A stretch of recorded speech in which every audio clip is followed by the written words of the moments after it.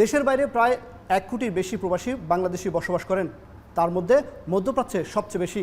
গত বছর প্রায় $30 বিলিয়ন বেশি রেমিটেন্স পাঠিয়েছেন তারা। তবে বর্তমানে যুদ্ধ পরিস্থিতির কারণে এই খাত সংকটে পড়তে যাচ্ছে। রেমিটেন্স যোদ্ধাদের জীবন যুদ্ধ নিয়ে আজ আলোচনা করতে আমাদের মাঝে উপস্থিত আছেন অভিবাসন বিশেষজ্ঞ শরীফুল হাসান এবং প্রবাসী সাংবাদিক নাইবুর রহমান শান্ত। আপনাদের স্বাগত জানাচ্ছি।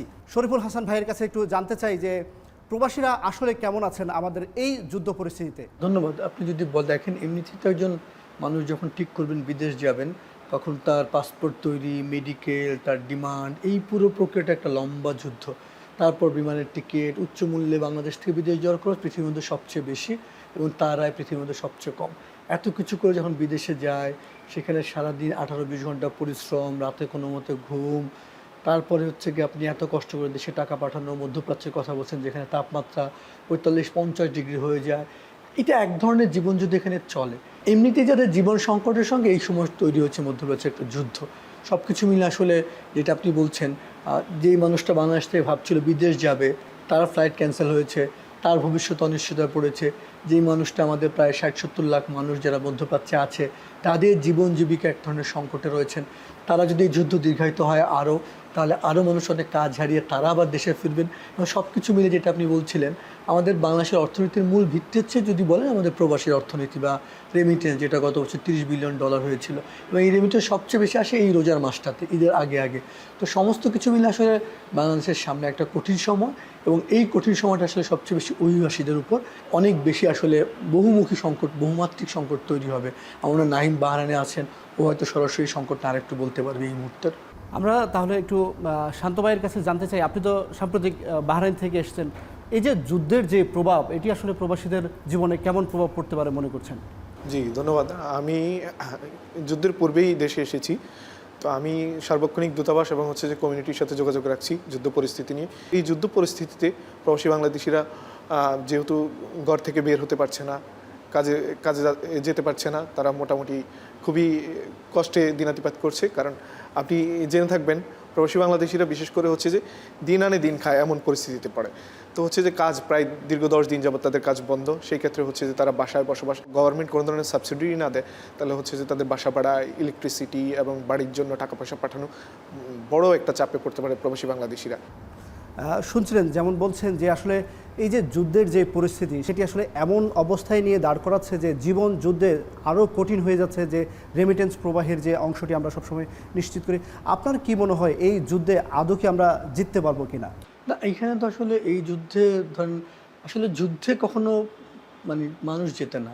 কোনো একটা দেশ বা কি হয়তো সাময়িকভাবে যায়, কিন্তু প্রাণহানি, সংকট সমস্ত কিছু মিলে যদি দেখেন একটা যুদ্ধের যে ভয়াবহ প্রভাব, এবং এই যুদ্ধে তো আসলে বাংলাদেশ সরাসরি যুক্ত না, কিন্তু বাংলাদেশের মতো দেশে যেভাবে প্রভাব পড়তে শুরু করেছিল, যেটা শান্ত বলছিলেন যে দিন আনে দিন খায়, আমাদের কিন্তু সাধারণ মানুষ, যেই মানুষটা দেশে আছে সে বোঝে না তার জীবনের, প্রবাসী জীবন কতটা কষ্টের।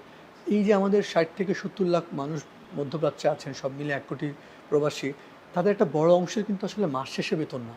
তারা হয় কি হঠাৎ করে একটা কাজ পায়, তথাকথিত কাগজে কলমে ফ্রি ভিসা, বাস্তবে তো ফ্রি ভিসা বলেও কিছু নয়। তাদের আসলে নিয়োগকর্তা বা কাজ থাকে না। তারা করে কি দিনে, কখনো কোনো সপ্তাহে বা হঠাৎ করে তারা কাজ দেয়, তখন ওই কাজের ভিত্তিতে তারা আয় করে, সেই আয়টা তারা পরিবারের কাছে পাঠায়, এবং সেই আয় দিয়ে টাঙ্গাইল, কিশোরগঞ্জ, মুন্সিগঞ্জ, সিলেট, নরসিংদী, বাংলাদেশের 20-25টা জেলার অর্থনীতি, তাদের বাচ্চাদের লেখাপড়া, ওইখানকার কৃষি, সমস্ত কিছু নির্ভর করে এই প্রবাসী আয়ের উপর। তো সেই প্রবাসী আয় দেখেন, এমনিতেই একজন বাংলাদেশ থেকে যারা বিদেশ যায়, তারা ভাবে যে বিদেশ গেলে আমার জীবনের সব সংকট দূর হয়ে যাবে, এটা একটা গেলেই বোধহয় টাকা। যখন এই মানুষটা বিদেশ যায়, তখন আসলে সে বুঝে কষ্টটা কী। 40-45-50 ডিগ্রি তখন তাপমাত্রা উঠে যায়, ওর মধ্যে তার কাজ করতে হয়। এই কাজ করতে গিয়ে তার কেমন হয়, সত্যি যে মধ্যপ্রাচ্য, দুবাই বলেন, সৌদি আরব বলেন, বাঙালিদের জীবনযাপন রক্ত দিয়ে গড়ে উঠেছে। গত 17-18 বছরে 55,000 প্রবাসীর লাশ আসছে। এমন কোনো দিন না যেদিন ঢাকা বিমানবন্দরে 18-20 জন প্রবাসীর লাশ আসে না। আমরা তো দেখি যে বিমানবন্দরের লোকজন যাচ্ছে হাসি মুখে। কজন আমরা জানি কার্গো গেট থেকে ওই কফিনের মালামাল আর কফিন একসাথে আসে, পরিবাররা সর্বশান্ত হয়ে যায়, এবং এদের বয়স 20, 25, 30, 35 বছর, তাদের মধ্যবয়সে তাদের জীবন থেমে যায়। কেন থেমে যায়? সারাক্ষণ যে কাজ করে, তারপর রাতে যখন ঘুমাতে যায় সে বোঝে সে একা, তখন সে ব্রেন স্ট্রোক করে, হার্ট অ্যাটাক করে। এটা ভয়ঙ্কর জীবন। আপনি রাতে সে শিফট করে ঘুমায়, এক রুমের মধ্যে 20-25 জন গাদাগাদি করে থাকে, এত কষ্ট করে সে, তার একটু পরিবার ভালো থাকবে, দেশ ভালো থাকবে, সে আশা। নিরন্তর যুদ্ধটা চলতেই থাকে। এই যে আপনি বলছেন যে আসলে কতজনের লাশ দেশে ফিরে আসে, সেই সংখ্যা কিন্তু আমাদের কাছে আছে। আমরা দেখেছি যে গত বছর 140টি দেশে আমাদের প্রবাসীরা গিয়েছেন, কিন্তু ওইসব দেশগুলো থেকে যারা ফিরে আসেন তাদের পরিসংখ্যান থাকে না কেন, কিংবা তাদের তথ্য আমরা রাখি না কেন? না, আপনি ভালো বলেছেন। আমাদের আসলে কত লোক গিয়েছে তার মোটামুটি একটা তথ্য আছে। আমরা যেটা বলি 1 কোটিরও বেশি লোক, প্রতি বছর আমাদের 10 থেকে 12 লাখ লোক যায়, এবং বেশি 60 থেকে 70 লাখ লোক মধ্যপ্রাচ্যে আছে। যদিও আমরা বলি 140টারও বেশি, তো বলতে গেলে পৃথিবীর সব দেশই বাংলাদেশে আছে, বাট মূলত আমাদের প্রবাসীর এই মধ্যপ্রাচ্য উপসাগরীয় 6টা দেশ, তার বাইরে জর্ডান, লেবানন, এবং আপনি তার বাইরে ইউরোপে কিছু লোক আছে। বলতে পারেন আপনি 10 থেকে 12টা আমাদের দেশের লোক। কিন্তু যে প্রশ্ন আপনি ফেরত আসার লোক কিন্তু আমাদের ডেটাবেজ নেই। এই যে করোনাকালে যারা ফিরে আসছে, বা এই যে যুদ্ধের কারণে যে আসলে তাদের ফেরত আসার তালিকা সুনির্দিষ্ট করে সরকারের কাছে আমাদের নেই। তবে প্রতি বছর যারা ডিপোর্টি হিসেবে মানে ট্রাভেল পাস নিয়ে ফেরত আসে, এমন লোকের সংখ্যাও কিন্তু বছরে প্রায় 80, 85, 90 হাজার। গত 1 দশকে সেই সংখ্যাটা প্রায় 10 লাখ হয়ে গেছে। তো তার মানে আপনি এমন লোক, সে শূন্য হাতে ফিরছে, এক কাপড়ে ফিরছে। তার মধ্যে অসংখ্য প্রায় 70-80 হাজার নারী রয়েছে, তারা কেউ নিপীড়নের শিকার হয়ে মধ্যপ্রাচ্যে ফিরছে। দুবাইয়ে কাজ করতে গিয়ে তারা কোনো যৌন নিপীড়নের শিকার হচ্ছে। মধ্যপ্রাচ্য থেকে 800-এর বেশি নারীর লাশ এসছে। এবং যারা বেঁচে থাকে, আপনি তার যে একটা জীবন সংগ্রাম, এবং জীবন সংগ্রামটা কি ধরেন আপনি 5 লাখ টাকা খরচ করে গিয়েছেন 2 বছরের জন্য, সে তো ওই টাকাটা তুলতে পারে না, তখন তার অতিরিক্ত সময় থাকতে হয়, থেকে সে আনডকুমেন্টেড হয়ে যায়। তখন সে কবে এই টাকাটা তুলবে? এবং এমনও আমি বাহারানি একজনকে পেয়েছিলাম যে তার ছোটোবেলায় মেয়েটাকে দেখে গেছে, সে 26 বছর ধরে অপেক্ষা করছে সে কবে দেশে আসবে। এই যে ঈদের সময়টা, মানে যেই স্বজনরা, মানে তার স্বজন বাইরে আছে, যেই ছোট্ট বাচ্চাটা তার বাবাকে দেখতে পাচ্ছে না, যেই সন্তান তার মাকে দেখতে পাচ্ছে না, আমাদের 10 লাখের মতো নারী বাস করে। এই যে জীবন, কষ্ট, যুদ্ধ, সংকট, আমরা অনেক সময় দেশে থাকা মানুষজন বুঝি না। আবার তারাও যখন 4-5 বছর পরে আসে, এসে হয়তো বাজারে যায়, একটা বড় মাছ কেনে, সবাই ভাবে তারা বোধহয় খুব ভালো আছে। আবার দেশের লোকজন তাদের উপহার চায়, ঈদের সময় টাকা, তো মনে হয় একটা রঙিন জীবন। তো প্রবাস জীবনটা হচ্ছে ভয়ানক কষ্টের জীবন, এটা অনন্ত কষ্টের জীবন। এবং আপনি দিন শেষে আপনি দেখবেন, যখন প্রবাসে কেউ ফোন দেয় দেশের বাইরে, ও কিন্তু ফোন ছাড়তে চায় না, আপনার 40-50 মিনিট আলাপ করে। কেন করে? কারণ ওর আসলে কথা বলার কেউ নেই, ওর গল্প শোনার কেউ নেই। ওর জীবন যুদ্ধটা যেটা আপনি বলছেন, দেশে থাকা পরিবারভাবে ও মনে হয় রেমিটেন্স মেশিন, ঈদের মধ্যে টাকা পাঠাবে। রাষ্ট্রভাবে যে ও আমার টাকা পাঠানোর মেশিন। তো এই টাকার পেছনে ওর যে জীবনের গল্প, ওর যে যুদ্ধ, ওর যে সংকট। এমন একজন প্রবাসীকে আমরা পেয়েছি যারা ফেরত আসা, তাদের সামনে কাজ করি। আমরা যখন তাকে কাউন্সেলিং দিই, সেই মানুষটা আমাদেরকে বলে, এই জীবনের কোনোদিন আমার কথা কেউ শুনে নেয়। আপনি দেখেন, যেই মানুষটা টাকা পাঠাচ্ছে, কোনোদিন কেউ তার সামনে বসায় তার কষ্টটা শুনে নেয়। এটা একটা ভয়ানক যুদ্ধ। এই মধ্যপ্রাচ্যের দেশগুলো ঘুরে ঘুরে যে মানুষের দুঃখ দুর্দশা, যেই গল্পটা দেখি, যাদের কারণে এই রাষ্ট্রের অর্থনীতি, সেই মানুষগুলো যখন আপনি এই বিমানবন্দর দিয়ে যায়, যখন ফেরে, যখন দূতাবাসে যায়, তার হয়রানি ভোগান্তি কিন্তু অন্তহীন, চলতেই থাকে। আমরা একটু শান্ত ভাইয়ের কাছে জানতে চাই যে বর্তমানে মধ্যপ্রাচ্যের যে দেশগুলো আছে, সেখানে বাংলাদেশের জন্য কোন কোন কাজগুলো করার সুযোগ আছে? বিশেষ করে হচ্ছে যে আমরা প্রবাসী বাংলাদেশি যারা বা বাংলাদেশ থেকে যারা যায়, বিশেষ করে অদক্ষ শ্রমিক যায়। তবে আগামীতে যদি দক্ষ শ্রমিক যায়, সেক্ষেত্রে হচ্ছে যে আইটিতে, টেকনোলজি বা বিভিন্ন ধরনের নির্মাণে হলো ইঞ্জিনিয়ার বা এগুলো যদি পাঠানো যায় টেকনিক্যাল কাজে, তাহলে হচ্ছে যে প্রবাসী বাংলাদেশিরা ভালো জায়গায় গিয়ে কাজ করতে পারবে। বর্তমানে বেশিরভাগ প্রবাসী বাংলাদেশি নির্মাণ শ্রমিক এবং হচ্ছে ছোটোখাটো ব্যবসার সাথে হয়তো সম্পৃক্ত, ছোটোখাটো সেবা খাত, এগুলোতেই কাজ করছে প্রবাসী বাংলাদেশ। যেমন শুনছিলেন যে আসলে দক্ষ শ্রমিকের চাহিদা সর্বত্র, আমরা কি দক্ষ শ্রমিক যে তৈরির যে জায়গাটি, সেখানে কি আমরা আসলে পিছিয়ে আছি কিনা, আপনার কি মনে হয়? মানে পিছিয়ে আছে মানে, আমাদের যদি বলেন পরিসংখ্যান আমাদের বলি, বাংলাদেশ থেকে যারা বিদেশ যায় তাদের মধ্যে আপনি যদি বলেন 2%-রও কম যায় হচ্ছে প্রফেশনাল। মানে আপনার অন্ততপক্ষে 50% তারা কোনো কাজই জানে না। মানে ধরেন দেশে কোনো কাজ পারে না, মানে কালকেই সে বিদেশ চলে যাবে, এবং 5 লাখ 7 লাখ টাকা 10 লাখ টাকা দিয়ে বিদেশ চলে যাবে, কিন্তু সে 10,000 টাকা দিয়ে কোনো কাজ শিখবে না। এই যে আমাদের সে শিক্ষা ব্যবস্থা, যে কোনো মানে সনদ আছে তো কাজ শেখে না, ঠিক এই লোকজনই বিদেশ যায়। আমরা বলি 3D, ডার্টি, ডেঞ্জারাস, ডিফিকাল্ট। সবচেয়ে কঠিন কাজ, সবচেয়ে ঝুঁকিপূর্ণ কাজটা বাংলাদেশিরা করে। এই মধ্যপ্রাচ্যে বলেন কনস্ট্রাকশন, আপনার সার্ভিস সেক্টর, প্লান্টেশন, মানে আপনি রাবার বাগানের মধ্যে কাজ করছে মালয়েশিয়ায় বা মধ্যপ্রাচ্যে, এই প্রচণ্ড গরমের মধ্যে কাজ করছে। তো এই যে তার যে জীবনের যে সংকট, তার ফলে হয় কি, তার জীবন এক ধরনের অনিশ্চয়তায় পড়ে যায়, নানা ধরনের অসুস্থতা পড়ে, কিডনি রোগ থেকে আরম্ভ করে নানা সংকটে পড়ে, প্রাণহানির ঘটনা ঘটে। এই সংকট থেকে উত্তরণের জন্য আমাদের দক্ষ করে পাঠাতে হবে। কেন দেখেন, আপনি বছরে 12 লাখ লোক পাঠায় 1 কোটি লোক মিলে যে রেমিটেন্স পাঠান, আপনি ফিলিপাইন, শ্রীলঙ্কা, তারা 1 লাখ লোক পাঠাতে যাচ্ছে, বেশি রেমিটেন্স কাজ করে। আর বাংলাদেশের যে কাজগুলো করে, বেশিরভাগ করে কি, আপনি পরিচ্ছন্ন কর্মী, কঠিন কাজগুলো তারা করে। কিন্তু আপনি যদি ধরেন একটু দক্ষ লোক পাঠাতে পারেন, ধরেন স্কিল জানে, যে কোনো একটা কাজ যদি সে, এবং তার সাথে যদি ভাষাটা শিখে, মধ্যপ্রাচ্য বাচ্চা আরবির ভাষাটা যদি শিখে, আপনি জানেন জাপান বলছে যে কত লোক তোমরা দিতে পারবা, আপনি কেয়ার গিভার যদি দিতে পারেন জাপানকে 1 লাখ 2 লাখ 2.5 লাখ 3 লাখ টাকা তার মাসে বেতন। আপনার জানতে হবে N4 ল্যাঙ্গুয়েজ, আমাদের N4 ল্যাঙ্গুয়েজ আমরা পাচ্ছি না। আমরা গত 10 বছর মিলেও 10,000 লোক পাঠাতে পারিনি। নেপাল বছরে এখন আপনার 1-2 লাখ পাঠাচ্ছে, ফিলিপাইন পাঠাচ্ছে। এই যে কারণটা, এই দক্ষ লোক পাঠানো আপনি হবে কি করে? কারণ যারা এখন যারা বিদেশ যাচ্ছে তারা তো কোনো লেখাপড়া কম, কাজ জানে না। তো দক্ষর জন্য আপনার শিক্ষা ব্যবস্থা পরিবর্তন করতে হবে, যে আমাদের এমন শিক্ষা ব্যবস্থা করতে, শুধু ষোলো নির্ভর না, বাধ্যতামূলক কারিগরি শিক্ষা।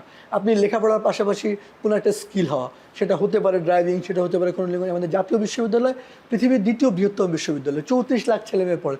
আপনি তাদেরকে একটা ভাষা শেখান, যে জাপানি ভাষা বা আরবিক ভাষা, আপনি ভাষা শেখান, কোনো একটা কাজ শেখান, ওই দক্ষতাটা নিয়ে যাক। যে স্কিলের যে আমাদের অভাব, তার ফলে হয় কি, লোক যায় সৌদি আরবে। আমাদের গত শুধুমাত্র আপনার যদি বলি 5 বছর 25 লাখ লোক আমাদের গিয়েছে।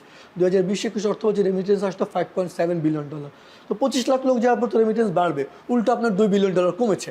এখন মধ্যপ্রাচ্যের দেশগুলোতে এত লোক চলে গিয়েছে, যেই পরিমাণ কাজ আছে তার চেয়ে বেশি লোক চলে গেছে। তার ফলে হয় কি, তার সবসময় কাজের জন্যে লড়াই করতে হয়। তার আপনি বাংলাদেশের লোকদের এমনও হয়ে গেছে, মানে অন্যদের যেখানে আপনার হয়তো 100 রিয়াল দিয়ে বাংলাদেশে হয়তো 20 রিয়াল 25 রিয়ালে পাওয়া যায়, বা অনেক সময় দুবেলা খাবার দিলেই পাওয়া যায়, এরকমও মালদ্বীপে বা মালয়েশিয়া হয়েছে। তার আমরা আসলে মধ্যপ্রাচ্যের কথা যখন বলি, তখন আসলে অনেক সময় আমরা শুনি যে মধ্যপ্রাচ্যে যারা আমাদের শ্রমিকরা যায়, তারা আসলেই খুবই কম মজুরিতে সেখানে চাকরি করে। আমরা আরেকটি বিষয় নিয়ে একটু আলোচনায় আসতে চাই, যে নির্যাতনের যে গল্প আমরা শুনি সবসময়, যে নারী শ্রমিকদের ব্যাপারে, বিশেষ করে মধ্যপ্রাচ্যের যে দেশগুলোতে, সেখানে তারা নির্যাতনের বেশি শিকার হন।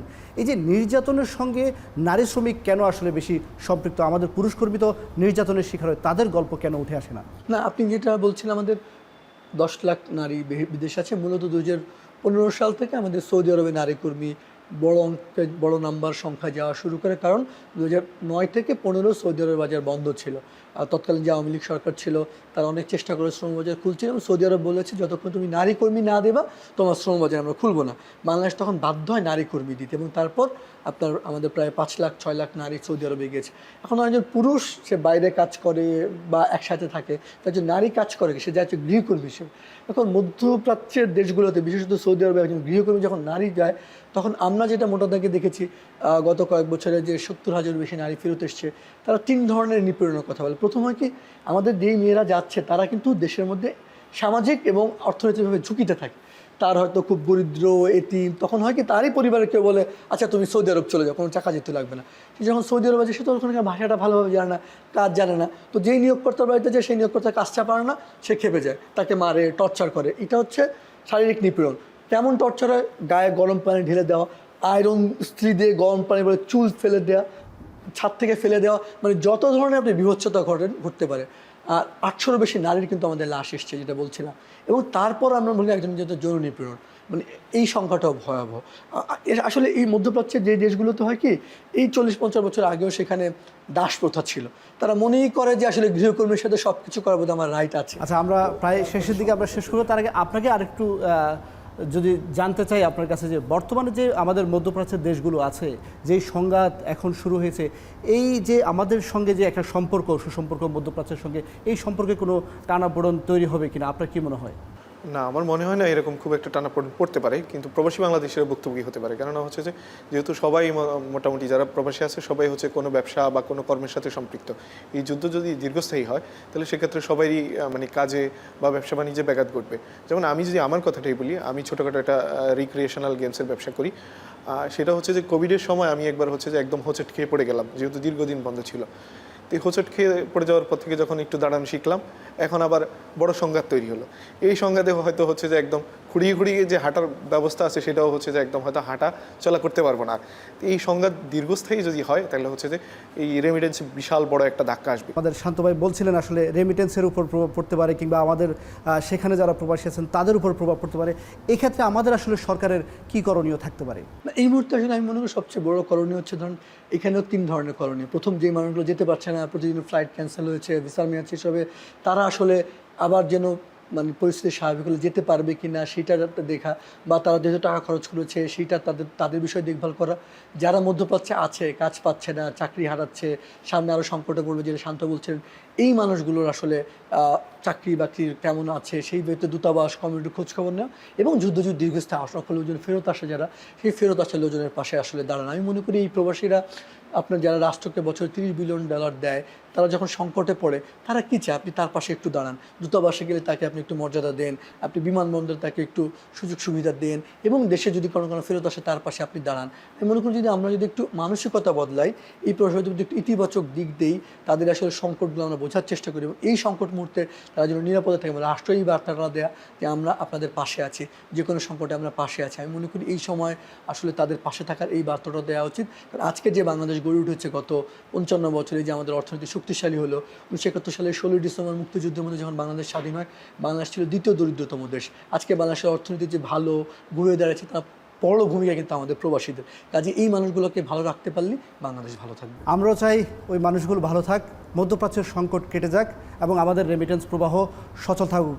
আমাদের সঙ্গে যুক্ত হওয়ার জন্য আপনাদেরকে অসংখ্য ধন্যবাদ।